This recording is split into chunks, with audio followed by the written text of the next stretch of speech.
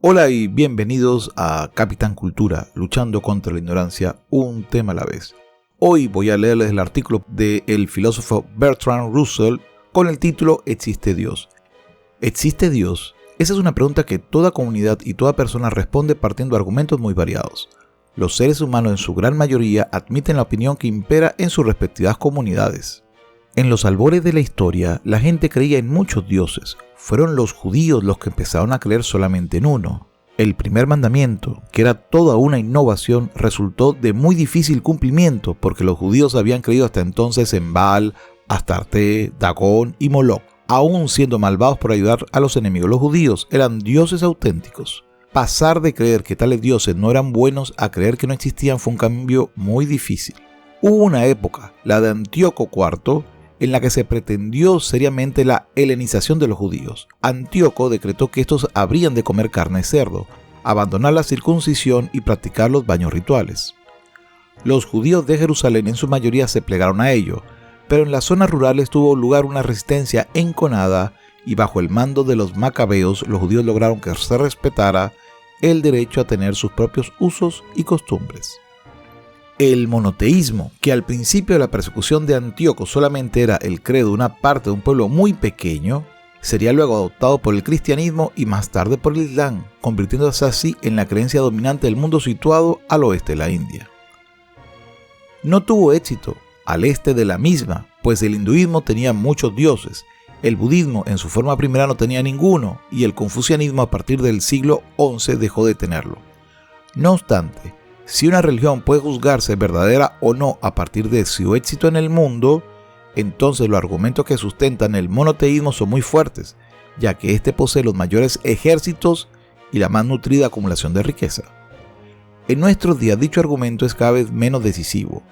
Es cierto que Japón, una amenaza no cristiana, culminó en derrota, pero los cristianos se enfrentaron ahora a la amenaza de las hordas moscovitas ateas y no está tan claro que las bombas atómicas vayan a darle un argumento indiscutible al teísmo.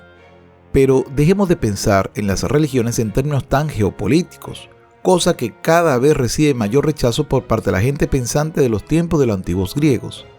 Desde esa época ha habido hombres que, no contentos con aceptar pasivamente el dictamen religioso de sus convecinos, procuran tomar en consideración todo aquello que la razón y la filosofía pudieran aportar al asunto. En las ciudades comerciales de Jonia, en las que se inventó la filosofía en el siglo VI a.C., ya existían los librepensadores. Comparados con los librepensadores de nuestros días, aquellos lo tenían muy fácil porque los dioses olímpicos, aún resultando encantadores como fantasías literarias, difícilmente podían ser defendidos mediante el uso metafísico de la sola razón. Tropezaron a nivel popular con el orfismo, al cual tanto le debe el cristianismo, y filosóficamente con Platón, en quien se basaron los griegos para producir un monoteísmo filosófico muy distinto al monoteísmo político y nacionalista de los judíos. Cuando el mundo griego se convirtió al cristianismo, combinó las nuevas creencias con la metafísica platónica, engendrando así la teología.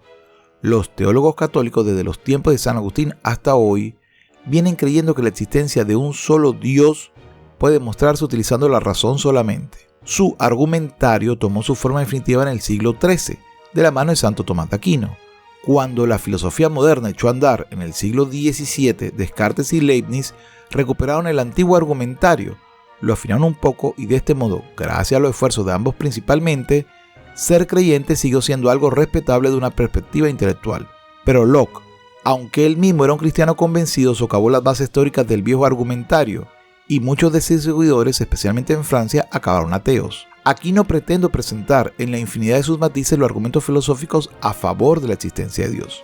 Sin embargo, creo que uno de ellos sigue teniendo peso entre los filósofos y es el argumento de la primera causa. Este argumento sostiene que, ya que todo lo que ocurre tiene una causa, ha de existir una primera causa a partir de la cual empiece todo el encadenamiento de causas. El argumento adolece del mismo defecto que del elefante y de la tortuga. Se dice, ignoro en qué certeza, que cierto sabio hindú creía que la tierra descansaba sobre un elefante. Cuando se le preguntó sobre qué descansaba el elefante, el sabio respondió que sobre una tortuga. Cuando se le preguntó sobre qué cosa descansaba la tortuga, dijo, ¿saben qué? Ya me he cansado. ¿Qué tal si hablamos de otra cosa? Esto ilustra lo insatisfactorio que resulta el argumento de la primera causa. Sin embargo, se puede leer en ciertos tratados de física ultramodernos que ciertos procesos físicos cuyo rastro puede seguirse remotamente en el tiempo indican que debe haber existido un inicio repentino, de donde desprenden que ello se debió a la creación divina. Se abstienen cuidadosamente de intentar aclarar que dicha hipótesis hace que las cosas nos resulten más entendibles. Los argumentos escolásticos a favor de la existencia de un ser supremo son hoy objeto de rechazo por parte de la mayoría de los teólogos protestantes que sí se muestran a favor de argumentos nuevos, que a mi modo de ver no significan avance alguno.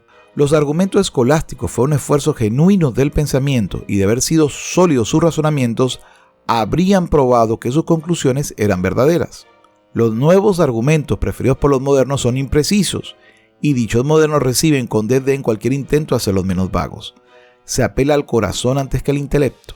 Ya no se afirma que quienes rechazan los nuevos argumentos son gente ilógica, sino que carecen de sentido de la moral o de buenos sentimientos. Pero examinemos, no obstante, los argumentos modernos y veamos si efectivamente demuestran algo. El optimismo evolutivo. Uno de los argumentos preferidos proviene de la evolución. El mundo estuvo una vez sin vida, y cuando ésta comenzó se trataba de una vida incipiente, formada por un cieno verdoso y otras cosas poco interesantes. Gradualmente y mediante la evolución aquello fue deviniendo en animales, plantas y finalmente en el hombre. El hombre, nos aseguran los teólogos, es un ser tan extraordinario que bien puede considerarse como la culminación a la que dieron los preludios las dilatadas edades de la nebulosa y del cieno. Imagino que los teólogos han tenido mucha suerte con los seres humanos a los que han tratado. No parecen haber dado un peso suficiente a Hitler o a la bestia de Belsen. Si la omnipotencia, contando con todo el tiempo posible, creyó afortunado llegar a este individuo tras muchos millones de años de evolución, solo se me ocurre decir que aquí entran en juego una moral y una estética muy peculiares. Sin embargo, no cabe duda de que los teólogos esperan que el curso venidero de la evolución vaya dando más hombres como ellos mismos y menos hombres como Hitler. Esperémoslo, también nosotros, pero al albergar esa esperanza, abandonamos el terreno de la experiencia y nos refugiamos en un optimismo que hasta ahora tiene el desmentido de la historia. Existen otras objeciones de este optimismo evolutivo. Hay sobradas razones para pensar que la vida en nuestro planeta no continuará indefinidamente, así que cualquier optimismo que esté basado en el curso de la historia terrena necesariamente debe ser temporal y de alcance limitado. Por supuesto, puede haber vida en otros lugares, pero aunque la haya, no sabemos nada de ella y no tenemos razones para suponer que guarda más parecido con la virtud de los teólogos que con Hitler. La Tierra es un rincón minúsculo del universo. Es un pequeño fragmento del sistema solar. El sistema solar es un pequeño fragmento de la Vía Láctea y la Vía Láctea es un pequeño retazo entre los muchos millones de galaxias que hoy muestran los telescopios modernos. En este pequeño arrabal insignificante del cosmos se da un interludio efímero entre dos edades donde no existe la vida. En ese breve interludio está contenido un interludio más breve, que es el de la humanidad. Si es cierto que el hombre es el propósito del universo, el prefacio parece extenderse un poco más de lo necesario. Esto le hace a uno acordarse de ese caballero insoportable que cuenta una inacabable anécdota que no tiene ningún interés hasta el pequeño detalle donde termina. No creo que los teólogos demuestren tener una gran devoción al hacer posible una comparación semejante. Sobreestimar la importancia de nuestro planeta ha sido uno de los defectos de los teólogos de todos los tiempos. Claro que esto era natural en épocas anteriores a Copérnico, en el que se pensaba que los cielos giraban alrededor de la Tierra. Pero desde Copérnico, y aún con más razón desde la exploración moderna de las regiones distantes, esta obsesión por la Tierra se ha vuelto algo provinciana. Aún si el universo tuviese un creador, es poco razonable suponer que estuviese especialmente interesado en nuestro pequeño rincón. Si no lo estuviese, sus valores deben haber sido distintos a los nuestros, ya que en la inmensa mayoría de regiones es imposible la vida. Papá Noel y el argumento moralista. Existe un argumento moralista para creer en Dios que fue popularizado por William James. Según este argumento, debemos creer en Dios, pues, si no, no nos comportaremos correctamente. Que esto deba hacerse o no es una cuestión teológica, sino política. Los argumentos son de la misma naturaleza que los que insisten en que a los niños se les debe inculcar el respeto a la bandera. Un hombre que albergue cualquier sentimiento religioso genuino no se va a conformar con la idea de que la creencia en Dios es útil, porque lo que a él ciertamente le preocupa saber es si es verdad Dios existe. Es absurdo sostener que ambas preguntas son la misma. En el jardín de infancia la creencia en Papá Noel es útil, pero la gente adulta no cree que eso demuestre que Papá Noel sea algo verídico. Como no nos interesa la política, podemos entender esto como una refutación suficiente al argumento moralista, pero quizás convenga continuar un poco más. En primer lugar, es bastante dudoso que la creencia en Dios produzca los beneficios morales que se le atribuyen. Muchos de los mejores hombres de la historia conocidos no fueron creyentes. John Stuart Mill puede servir como un ejemplo de lo dicho. Asimismo, mucha de la peor gente ha estado compuesta por creyentes. De estos hay muchos ejemplos, aunque quizás Enrique VIII pueda servir como prototipo. Sea como fuere, siempre resulta desafortunado que los gobiernos se pongan a defender ideas porque resultan útiles antes que porque son verdaderas. Cuando se actúa bajo esa lógica, se hace necesario establecer una censura que suprima los argumentos contrarios y se juzga acertado desalentar los pensamientos entre los jóvenes por miedo a promover pensamientos peligrosos. Cuando tales prácticas nefastas se utilizan en contra de la religión, como ocurre en la Rusia soviética, los teólogos ven claramente que son malas, pero siguen siendo malas cuando se aplican en la defensa de lo que los teólogos consideran bueno. La libertad intelectual y el hábito de dar valor a la evidencia son asuntos de mucho mayor alcance moral que la creencia en este o aquel dogma teológico. Por todo esto, no se puede sostener que las creencias teológicas hayan de defenderse debido a su utilidad, sin considerar si son o no verdaderas. Este argumento tiene una versión más simple y más ingenua que apela al corazón de muchos. La gente nos dirá que, sin el consuelo de religión, sería intolerablemente desdichada. Si ello es cierto, se trata de un argumento pleno de cobardía. Nadie más que un cobarde decidiría conscientemente vivir en un paraíso de ficción. Cuando un hombre sospeche la infidelidad de su esposa, nadie le considera mejor por cerrar los ojos a lo evidente. No se me ocurre ningún motivo por el que ignorar lo evidente sea algo vergonzoso en un caso y admirable en otro. Además, se exagera la importancia de la religión en su contribución a la felicidad individual. Ser feliz o infeliz depende de cierto número de factores. A la mayor parte personal es necesario tener buena salud y alimento suficiente. Necesitan que su entorno social tenga buena opinión de ellos y también cariño de sus allegados. Necesitan no solo salud física, sino también salud mental. Dadas todas estas cosas, la mayor parte de las personas sería feliz al margen de cuál sea su teología. Sin estos requisitos, la gente sería infeliz, sea cual sea su teología. Al pensar en las personas que he conocido, no veo que, en la media, fueran más felices los que tenían creencias religiosas que los que no la tenían. Propósito cósmico y designio divino. En lo que respecta a mis creencias íntimas, no me veo capaz de percibir ningún propósito en el universo.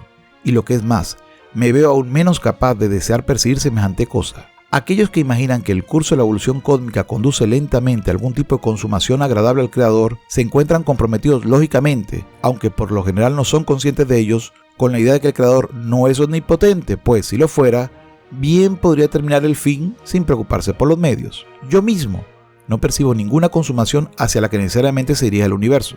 Según los físicos, la energía irá distribuyéndose gradualmente de forma cada vez más uniforme y a medida que lo haga se irá volviendo cada vez más inútil. Poco a poco, todo aquello que encontramos interesante o nos agrada, como la vida o la luz, desaparecerá, o al menos eso nos aseguran. El cosmos es como un teatro en el cual solo se representa una función, pero cuando cae el telón, el teatro queda frío y vacío hasta que queda sumido en la ruina. No pretendo afirmar positivamente que esto tiene que ser así.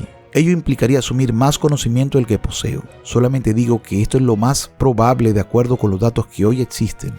No voy a afirmar dogmáticamente que no existe un propósito cósmico, pero sí diré que no hay la menor prueba de que éste exista. Diré incluso más, si existe un designio y tal designio es el de un creador omnipotente, entonces dicho creador, lejos de ser amante y benigno como nos contaron, debe poseer un nivel de maldad difícil de imaginar. Consideramos mala persona a un hombre que comete un asesinato. Una deidad omnipotente de existir asesina a todo el mundo.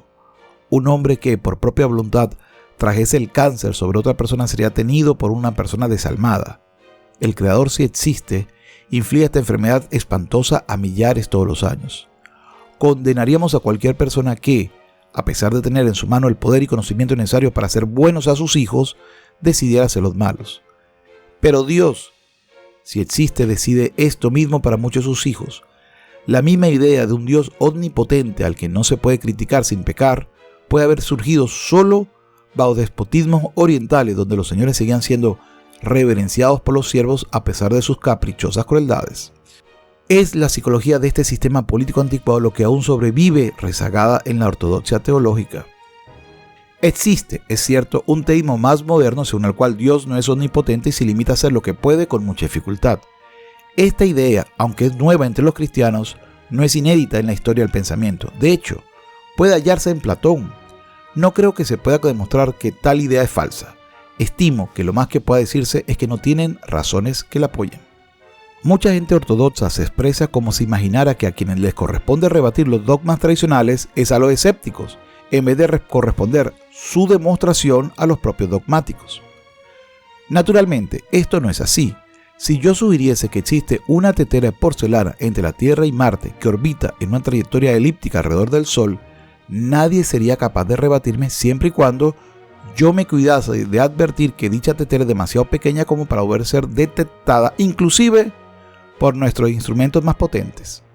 Pero, ya que no se puede probar que no existe lo que yo digo, si yo ahora afirmara que resulta inadmisiblemente presuntuoso por parte de la razón humana dudar de ello, la gente pensaría muy acertadamente que estoy diciendo tonterías. Sin embargo, si la existencia de esa tetera también fuese sostenida por afirmaciones escritas en libros antiguos, impartida como enseñanza sagrada todos los domingos e introducida en la mente de niños y niñas en la escuela, el dudar de su existencia sería visto como un signo de extravagancia que merecería la atención del psiquiatra en una época ilustrada, o del inquisidor en una época anterior. Se acostumbra a suponer que si un credo está extendido es porque debe existir algo razonable en el mismo. No creo que nadie que haya estudiado historia pueda sostener tal idea. Prácticamente todas las creencias de los salvajes son absurdas. En las primeras civilizaciones quizás existan 1% que sea rescatable. En nuestros días, aquí me conviene andar con cuidado. Todos sabemos que existen creencias absurdas en la Rusia soviética. Si somos protestantes, sabemos que los católicos tienen creencias absurdas. Si somos católicos, sabemos que existen creencias absurdas entre los protestantes. Si somos conservadores, nos sorprenden las supersticiones que se pueden hallar en el seno del Partido Laboralista. Si somos socialistas, nos horroriza la credulidad de los conservadores. No conozco la naturaleza de sus creencias, estimado lector, pero sean las que sean, debe usted admitir que el 90% de las creencias del 90% de la humanidad son totalmente irracionales. Por supuesto, tales creencias no son las que usted observa. Por tal motivo no puedo juzgar impertinentemente dudar de algo que siempre se haya tenido por cierto, especialmente cuando tal creencia solo triunfa en ciertas regiones geográficas, como ocurre con las opiniones teológicas. Llego a la conclusión de que no existe razón para dar crédito a ninguno de los dogmas de la teología tradicional, y lo que es más, ni siquiera hay razón para desear que sean verdaderos. El hombre, con los límites que le impone la naturaleza, puede resolver su propio futuro. Tiene la oportunidad y la responsabilidad de hacerlo. Escrito, entregado en 1952 por Bertrand Russell a la revista Illustrated Magazine, la cual decidió no publicarlo y ha quedado principalmente en recopilatorio de este filósofo su artículo. Se despide Capitán Cultura, luchando contra la ignorancia, un tema a la vez. Antes de retirarte, te invito a que veas los 2 videos que YouTube debe estarte recomendando en este momento y además te solicito o te pido que te suscribas a este canal. ¿Estás de acuerdo con lo que dice Bertrand Russell o no estás de acuerdo? Por favor opina acá abajo en comentarios, dale me gusta y comparte este video con todos aquellos que sean creyentes o no, pues tengan interés en conocer las opiniones del filósofo Bertrand